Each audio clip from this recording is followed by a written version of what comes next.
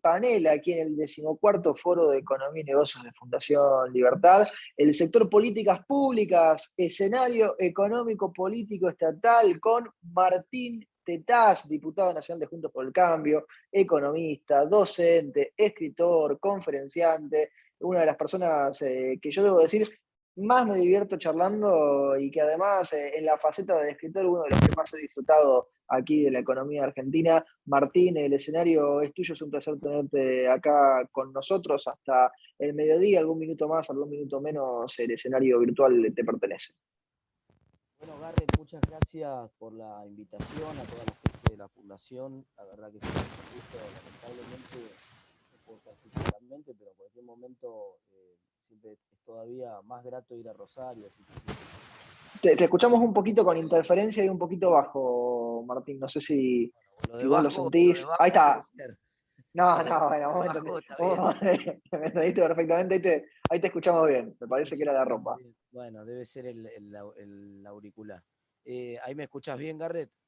Ahí te escuchamos claro y te estamos Eh, escuchando un poco más fuerte, sí. Está este famoso dicho, ¿no? Que me parece que sintetiza muy bien lo que está pasando en Argentina ahora, de que dice que si vos te vas durante 2 o 3 años de la Argentina y volvés, cuando llegás no pasó nada, pero si vos te vas una semana, cuando llegás no entendés nada, te cambiaron de país en una semana, ¿no? Entonces, ¿por qué? Porque efectivamente Argentina en la tendencia mantiene la misma decadencia de los últimos 70, 75 años, ya que si uno mira la tendencia de largo plazo, finalmente siempre estamos sobre esa misma tendencia. Si vos este dicho está bien, porque si vos te vas durante 2 o 3 años, cuando volvés, seguro que estamos un poco peor, pero no tanto de como estábamos hace 2 años atrás. Pero sobre esa tendencia nosotros le dibujamos un electrocardiograma. O sea, Argentina es muy volátil en el corto plazo, absolutamente volátil en el corto plazo. En particular acá se empiezan a juntar dos problemas gravísimos. El de una inconsistencia macroeconómica que ya veníamos denunciando y comentando en distintas oportunidades, en distintos foros, en los cuales hemos escrito mucho y no quiero abundar tanto porque ya todo el mundo está en esa línea. Y ahora lo que se suma, que sí me preocupa mucho más y que tiene que ver mucho más con mi rol actual, es que se suma una incertidumbre política brutal. Es decir, la razón de la salida de Martín Guzmán, esencialmente, más allá de que uno pueda criticar su gestión como ministro, si erró en el diagnóstico, como muchas veces lo hemos dicho, quedó claro que el principal problema no era la deuda, tampoco lo resolvió, estamos peor que antes, todo lo demás, pero el problema central es que, y ya se vio venir, se notó ese problema central en el mes de marzo, abril del 2020, cuando quisieron implementar el IFE, y tardaron 3 meses en poner un cajero automático. Dice, mira, si tardaron 3 meses en poner un cajero automático, cuando tengan que hacer algo, y bueno, efectivamente, cuando quisieron hacer un gasoducto, no fracasaron, no pudieron hacer un gasoducto. Y cuando quisieron implementar un rebalanceo tarifario, una segmentación de tarifas, tampoco lo pudieron hacer. Tuvieron varios meses dando vuelta para la segmentación de tarifas. Y la gota que rebalsa el vaso, según me informan en la oficina de Guzmán, esencialmente es que ya había pedido en reiteradas oportunidades implementar el balanceo de tarifa, la segmentación. Los funcionarios no le respondían, no le daba bola a nadie, porque estaba peleado con Cristina Kirchner, entonces no le daba bola a absolutamente a nadie. Y esta gota que rebalsa el vaso es que pide el formulario. Vieron que usted, básicamente, aunque no lo anunció así el gobierno, finalmente la segmentación de tarifas utilizó algo de economía de comportamiento. Esencialmente el criterio era, le sacudimos el tarifazo a todo el mundo, salvo que entren, llenen el formulario y pidan el subsidio, ¿no? La regla de opt-out, hay que salirse del subsidio declaradamente, digamos, si no, te lo terminas perdiendo en la regla. Y lo que terminó pasando es que no le pudieron hacer el formulario. Es decir, hacía 15 días que tenía que estar el formulario web con que la gente pudiera inscribir. Si la gente todavía no se puede inscribir, porque no está el formulario, un formulario web. O sea, no es que no pueden hacer el tramo del gasoducto, no pueden hacer un formulario web. Entonces, ¿pero eso qué es? ¿Es incapacidad? ¿Es que no hay entre los técnicos del Ministerio de Economía o la Secretaría de Energía alguien con la capacidad de hacer un formulario? Obviamente la hay un montón de gente con esa capacidad. Lo que no hay es voluntad de hacérselo. Es decir, el problema era político. Esencialmente, lo que descubrió Martín Guzmán es que estaba reunido en su despacho, pedía que le subieran café y no le subían el café, no le daban bolilla. Entonces termina renunciando. Batakis ese problema no lo tiene, porque responde al mismo grupo político que trababa todo el trabajo de Guzmán, así que, y tiene una experiencia burocrática interesante, es una burócrata en el buen sentido de la palabra, no lo digo como mal, es una burócrata de carrera, digamos, no tiene carrera en el sector privado, no tiene carrera en la academia, esencialmente es una burócrata. Por lo tanto, sabe gestionar, conoce, Guzmán no tenía la menor idea cómo se prendía la luz del despacho. Batakis tiene una ventaja en ese sentido. Pero las declaraciones de Batakis, cada vez que abre la boca, yo lo dije hace 3 días cuando se anunció la candidatura, escribió un tuit que en resumen lo que decía era que Batakis hable solamente para anunciar medidas, porque todo lo que pueda decir que no sea un anuncio de una medida concreta puede ser usado en su contra, ¿no? Y ahora la última declaración es Helbar fue el mejor ministro de Economía. Perdón. Todo bien, Martín. Si Helbar fue el mejor ministro de Economía, eso nos complica mucho el panorama, porque eso lo que nos dice es, más allá de la crisis política del gobierno, la estrategia económica de la ministra nueva, esencialmente, algo que ya sospechábamos por otro lado, pero lo está confirmando, va a ser magnificar los desequilibrios. O sea, va a ser usar de anclas las dos variables que puede usar de anclas, que son el tipo de cambio nominal y las tarifas. Y el tipo de cambio nominal ya lo acaba de declarar, además, de ser claro, todos también lo sabíamos, ya sabemos porque es una máxima de la economía, lo que no ajusta por precio en economía ajusta por cantidad. Entonces, obviamente que la consecuencia de un plan Helbard es una restricción más grande desde el punto de vista cuantitativo para el acceso a todos los precios que vos trates de regular. El otro día alguien hizo esto medio en broma, hizo el comentario en Twitter, pero la clavó al ángulo porque dijo algo así como que, fíjense, a raíz de la crisis del gasoil que estaba teniendo Argentina, dijo, fíjense que Argentina tiene problemas en todos y cada uno de los mercados donde el Estado metió la mano. Si donde el Estado quiere poner el precio y decir, bueno, este va a ser el precio a partir de ahora, sea el mercado de los alquileres, sea el mercado del gasoil, sea el mercado del dólar, no importa, esencialmente lo que genera es que se cumple el manual de economía. Digamos, se cumple el manual de economía. Entonces, si el plan económico de Batakis va a ser un plan Helbard, bueno, obviamente pone a cualquiera que siga más cerca de ser Celestino Rodrigo. Y esto es una complicación grave, obviamente. Es cierto que por ejemplo, el atraso tarifario del plan Helbard lo agarró en el medio de la crisis del petróleo. Entonces, una cosa es congelar un precio cuando tu brecha de precio con el precio de mercado no se agranda, y otra cosa es congelar un precio cuando el recurso que vos estás congelando, se está poniendo cada vez más escaso en el mundo y por lo tanto vos estás cada vez más distorsionado con la señal de precio. A Helbard lo mató esencialmente el esquema ese. Pero lo que me preocupa a mí del esquema que está pensando Batakis es que va a dejar, si es que termina todo esto bien, que es otra de mis preocupaciones, voy a ocupar algunos minutos para hablar ahora de la crisis política, va a dejar una bomba compleja hacia adelante. Va a dejar una bomba bastante compleja hacia adelante, probablemente incluso más compleja que la del 2015, con algunas ventajas respecto al 2015, otra vez desde el punto de vista político. Pero desde el punto de vista económico, el modelo está claro. Desde el punto de vista económico, las declaraciones de ayer en TN son realmente para ir reservando un nicho en el cementerio, porque esta idea de, bueno, pero los dólares no podemos dárselos al turismo porque si no tenemos los dólares para producir, no se los podemos dar, es lo más cercano que tenemos de una economía de planificación, todo el sector externo de la economía, que es y el dólar, que es uno de los precios más importantes de la economía, va a seguir el rumbo de una economía de planificación.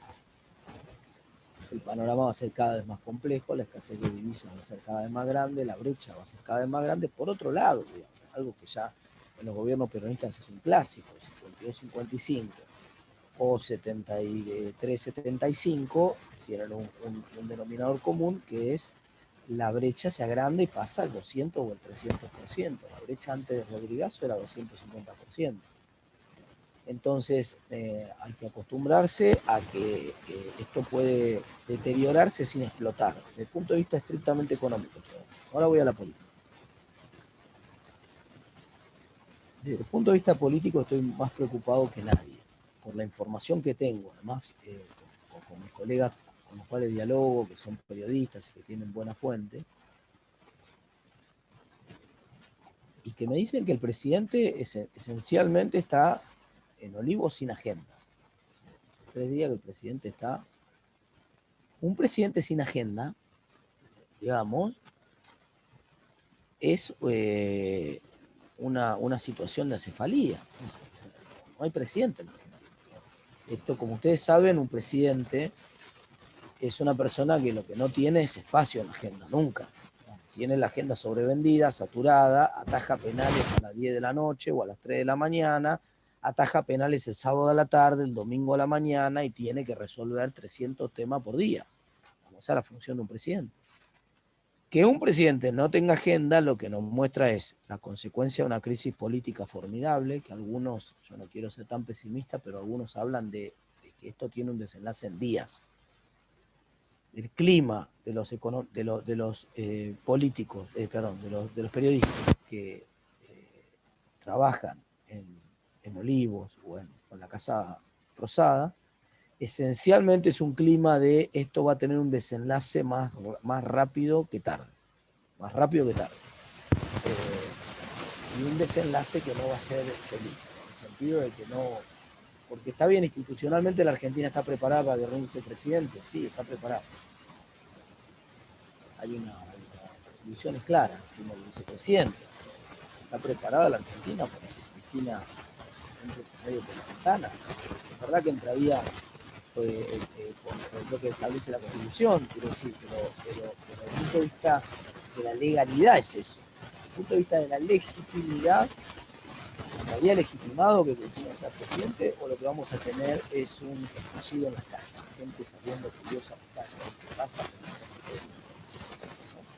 Está madura la democracia como para bancarse un año más de un presidente que no votó, ninguna duda.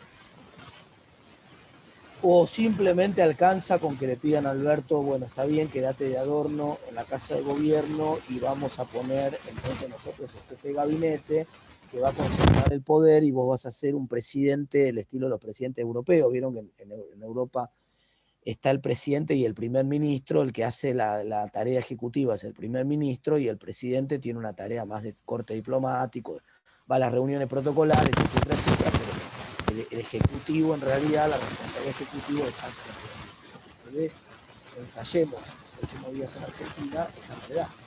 Estamos en el medio de esta crisis donde es posible, no es que yo soy cuidadoso con esto porque sé que alguna gente después esto se transmite. Se nos volvió a complicar un poco ahí el sonido, Martín. No sé si Ahora, podrás. no decirlo, Porque internet no es, depende de cómo agarre justo el cablecito.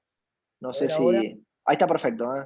A ver. el auricular, vamos a tener un poco más de ruido ambiente, pero Sí, pero me parece preferible el ruido ambiente y ahí nos quedamos perfecto. Ahí está perfecto, ¿eh?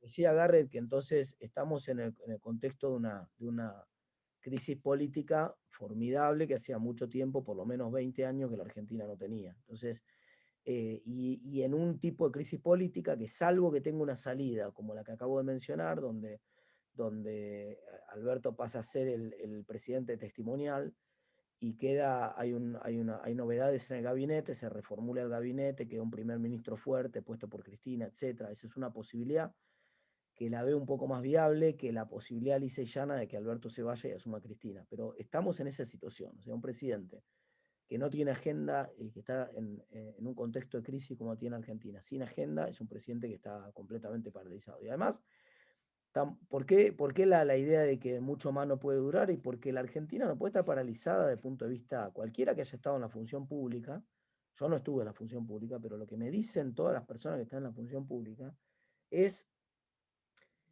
que la clave de la gestión es la velocidad con la cual firmás, esencialmente. porque si vos tenés 300 expedientes por día en tu escritorio, y el día que vos te enfermaste 2 días, no firmaste, se paró todo.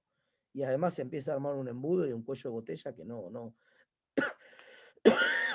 Perdón, pero vengo medio. que No se pasa nada, paraliza. Martín. Un cuello de botella que se paraliza toda la actividad. Entonces, toda la demora que hasta que se resuelva esta situación política, que hay una parálisis en la administración pública, me parece que no puede acumular muchos días más. Entonces vamos a una resolución más breve en el tiempo y eso me preocupa mucho. Desde el punto de vista del mediano plazo, yo soy un poco más optimista. Te decía más temprano Garrett que probablemente si este gobierno va a hacer algo a la Helvar, y va a acumular desequilibrios, esencialmente la situación va a ser desde el punto de vista de los desequilibrios incluso peor que la que había en el 2015, con amplia probabilidad. Pensemos que la brecha del 2015 era del 40%, ya tenemos una brecha de 100 y a este ritmo vamos a una brecha de 200. Pero también es cierto que desde el punto de vista político el esquema es mucho mejor que el esquema del 2015 para la oposición. Punto número 1. Juntos por el Cambio es bastante más que Cambiemos. Digamos, Cambiemos era Macri y 10 más. Y Juntos por el Cambio están muy fuertes los partidos que integran la coalición, mucho más fuerte que antes. El ejemplo obvio es el radicalismo. El radicalismo tiene hoy candidatos a gobernadores, por lo menos en 10 provincias de la Argentina, con chance de ser los candidatos principales y en muchas provincias con chance de permitirnos recuperar la provincia.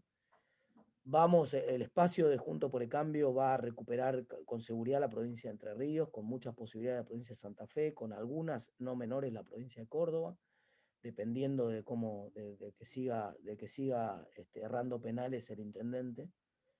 Con una probabilidad no menor la provincia de La Pampa, con otra probabilidad no menor la provincia de Catamarca, con una probabilidad no menor la provincia de Chubut, con alguna probabilidad que no estaba en el mapa hace unos años y ahora es chica, pero existe en la provincia de Tucumán y en la provincia de Neuquén, y con una probabilidad muy grande en la provincia más importante de toda, que es la provincia de Buenos Aires. A diferencia del modelo 2015, en 2015 muchos lo recuerdan, otros no, pues algunos no lo saben. En 2015 a María Eugenia Vidal le pidieron que vaya de candidata para poner la cara. Nosotros vamos a perder la provincia de Buenos Aires, alguien tiene que ir a poner la cara a la provincia de Buenos Aires, anda vos. Y María Eugenia hizo una proeza en la provincia de Buenos Aires y terminó ganando. Y ayudó también que erraron el candidato que pusieron ellos. Pero esta vez nosotros nos estamos preparando para gobernar la provincia de Buenos Aires y casi con seguridad tenemos una chance muy grande de ganar la provincia de Buenos Aires. Está mucho más fuerte Juntos por el Cambio. Es más amplio Juntos por el Cambio. Ha incorporado sectores liberales como el sector de Ricardo López Murphy, pero además se ha producido en la política por teorema de Hotelling, ¿no? En la Facultad de Economía enseñamos el teorema de Hotelling, que esencialmente es un indicador muy bueno que muestra cómo se ordena la política, cómo se ordenan los espacios dentro de la política, aunque se usa para competidores, para duopolios o oligopolios, pero la verdad es que explica muy bien cómo se ordenan los espacios políticos. Lo que estaba pasando en Argentina es que los principales partidos se habían corrido hacia la centroizquierda, quedó el espacio del centro y la centroderecha y la derecha vacante en Argentina. Llegó Milei, se paró en todo ese espacio y forzó a que toda la centroizquierda que estaba parada en la centroizquierda se corriera al centro. Y el corrimiento de los partidos tradicionales de la centroizquierda al centro, por teorema de Hotelling, forzó que Milei se corriera más a la derecha. Y esto es lo que está pasando en la política argentina ahora, y esto también está cambiando la lógica del debate político de cara al 2023 y al tipo de reformas para las cuales hoy hay plafón, que en 2023 no se podían mencionar. Yo hice toda la campaña en la ciudad de Buenos Aires hablando de la reforma monetaria que había que hacer para terminar con la inflación, hablando de la reforma laboral para las pymes que había que hacer, hablando de la reforma impositiva que había que hacer para cambiar la forma de los impuestos que no podían estar ni sobre la producción, ni sobre las exportaciones, ni sobre el empleo en Argentina, porque eran los 3 grandes problemas que tenía la Argentina, y hablando de la reforma del Estado que había que hacer. Y para las 4 reformas, lo que me decían era, en todo el grupo de asesores de campaña, me decían, no hablé de esos temas, no hablé de esos temas. Y lo que terminó pasando fue que ahora todos hablan de esos temas. Es decir, Por supuesto, no quiero atribuirme yo la responsabilidad, insisto, la figura de Milei fue seguramente trascendental en eso, en que giró la agenda. Pero lo cierto es que eso era mala palabra, todos esos temas, esas 4 grandes reformas eran mala palabra y no se podía hablar, y los asesores de comunicación te decían no hablen sobre esto, hace 2 años atrás o hace 1 año atrás, y hoy es el centro de la discusión. Entonces ese es el segundo punto. Hay un cambio cultural en Argentina, que por ahora es una ola y estoy convencido que con el desastre que está haciendo tu gobierno va a ser un tsunami, y que le va a permitir al gobierno que viene encarar de arranque las reformas importantes que tiene que encarar en Argentina. O sea, me parece que eso va a ser una enorme diferencia en el panorama. Otra tercera diferencia es que en el 2015 hubo mucho debate sobre si había que contar la herencia y pararse un poco en el eje de cuál era la herencia que había en Argentina o no. El primer capítulo del libro de Macri esencialmente es la explicación de por qué no la contaron la herencia. Y ahora la herencia no tiene debate, digamos, está visible, es evidente. La crisis es tan evidente que no tiene ningún sentido pararse a contar la herencia, ya está. Si el paciente del 2015 era un paciente asintomático, para ahora que estamos con estos términos por la pandemia, bueno, el paciente de ahora está con respirador artificial, no hay ninguna duda que está en terapia intensiva. Entonces, eso es una ventaja. Es por supuesto una desventaja que estemos con el respirador, pero es una ventaja que sea evidente la crisis en el sentido de que ya las reformas son mucho más fáciles de hacer. Y el cuarto punto, Garrett, que si me permitís, porque ya estoy en la hora, Sí. pero el cuarto punto es que el espacio está construyendo por primera vez desde el regreso a la democracia una mayoría parlamentaria muy sólida, que no tuvo ni Alfonsín y que ciertamente no tuvo Macri. Es decir, Macri llegó al gobierno con 86 diputados y 15 senadores. Un tercio de diputados y un cuarto del Senado, una quinta parte casi del Senado. Entonces, obviamente eso lo forzó a Macri a tener que hacer 2 acuerdos políticos claves. Un acuerdo político fue con Massa, que ya lo había hecho en el 2013. Macri, yo por eso, perdonen, pero como ven estoy apestado.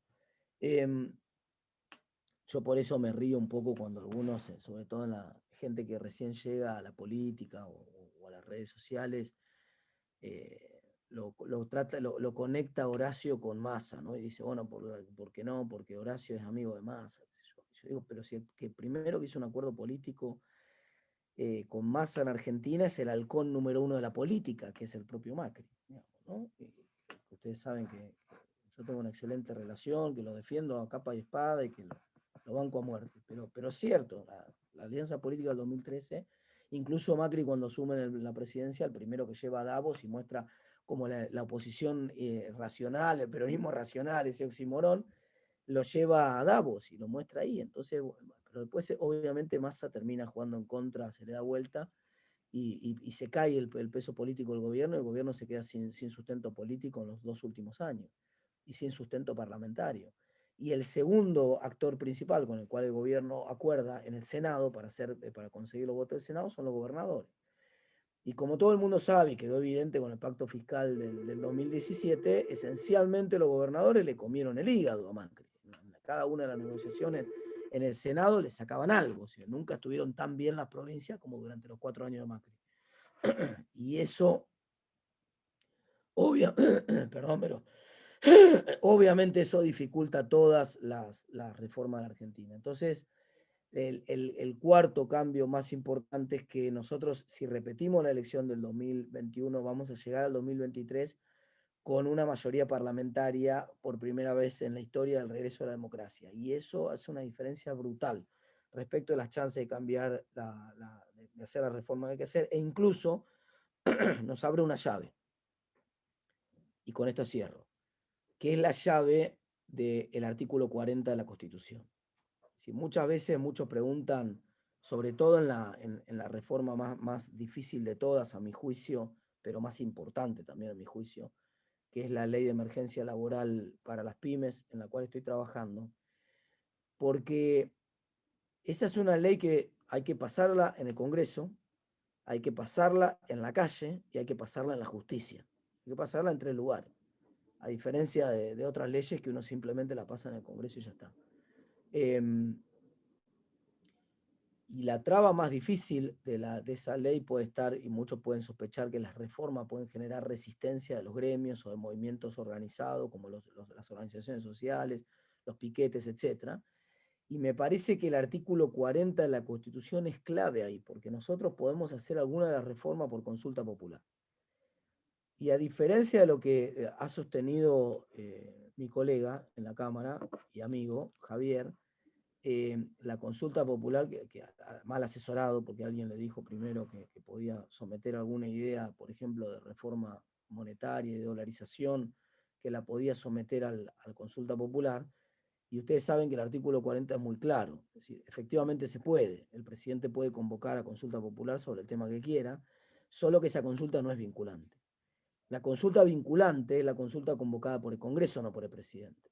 Y el Congreso la convoca como una ley, si necesita una ley de convocatoria. Con lo cual, si nosotros tenemos mayoría parlamentaria, lo que vamos a poder hacer es tener esa herramienta para algún tema que sea controvertido y que nosotros, por ejemplo, el tema laboral, y que nosotros podemos tener ganar como dice Campanella, en la mayoría de estos mansos tranquilos, ¿no? Como lo llama Campanella, pero perder en la minoría organizada de la calle. Bueno, a la minoría organizada de la calle se le gana con una urna, y esa urna es un arma muy fuerte que vamos a utilizar con seguridad y que podemos utilizar si tenemos mayoría parlamentaria, porque en ese caso, del artículo 40, si vos aprobás una consulta popular por ley, cuando va a la calle y gana la consulta popular, se convierte automáticamente en ley. Es el único caso que no puede ser vetado por el presidente y que no requiere la promulgación del presidente. Se promulga automáticamente por el voto popular. O sea que el artículo 40 es muy claro y permite que cualquier tema que pueda generar algún tipo de resistencia a una minoría organizada, nosotros podamos ponerlo a votación de la mayoría de los mansos tranquilos y ganarla de esa manera. Razón por la cual soy muy pesimista en el corto plazo de la Argentina, y estoy muy preocupado, y con esto cierro, por la situación, como describí, de acefalía prácticamente que hay en el Ejecutivo en estos momentos, pero soy muy optimista en el mediano plazo para la Argentina a partir del 2023, o si las cosas esperemos que no, ¿no? Porque yo quiero ser claro en esto, porque algunos piden este tipo de cosas. Yo quiero que este gobierno termine, no quiero otros 55 ni quiero otros 76. Yo quiero que este gobierno termine como corresponde, termine siendo derrotado en las urnas por una mayoría aplastante de votos, que demuestre que el camino de la Argentina nunca más es el populismo. Esa es mi apuesta, en eso estoy trabajando, y por eso les agradezco la posibilidad de contar todo esto en este espacio. Muchas gracias, Garre. Muchas gracias a vos, Martín. Ahí lo teníamos a Alejandro con Giovanni, que se sumó en el chat. Muy buen aporte, Martín. Sin duda alguna, siempre es para seguir charlando contigo. Incluso con la imagen que subías en redes sociales, ahí con el billete de 1.000 pesos y de $1, me parece que eso también es algo para seguir retomando en el futuro. Te agradecemos muchísimo el tiempo que te has tomado para compartir con nosotros hoy. Lo teníamos a Martín Tetaz, diputado nacional